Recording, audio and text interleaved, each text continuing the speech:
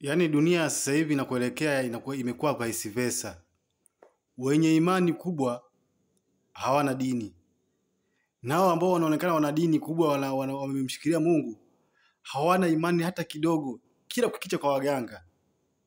Nao ambao wanaonekana wana upendo sana wa kupitiliza kwenye macho ya watu, moyoni mwao hawana upendo. Kuna vitu ambao wanavitazamia tu, aidha wapo wewe kwa ajili ya pesa, na watu ambao unaamini kwamba wapo kwa ajili ya maslahi kwenye maisha yako ndio watu ambao wenye upendo wa dhati.